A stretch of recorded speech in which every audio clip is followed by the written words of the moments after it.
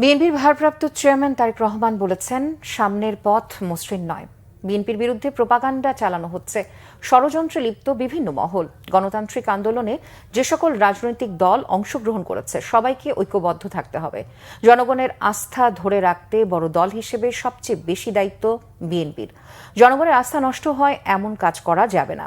৩১ দফা বাস্তবায়নই হবে অতীতের নির্যাতন নিপীড়নের প্রতিশোধ।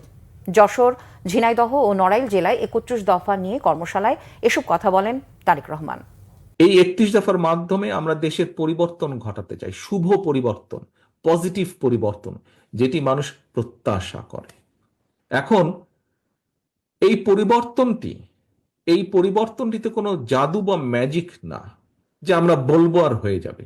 এই পরিবর্তনের জন্য আমাদের নিজেদেরকে প্রস্তুত হতে হবে, আমাদের মন মানসিকতার পরিবর্তন ঘটাতে হবে। প্রথমে যদি মন মানসিকতার পরিবর্তন ঘটাতে হয়, তাহলে সেভাবে আমাদের নিজেদেরকে প্রস্তুত করতে হবে।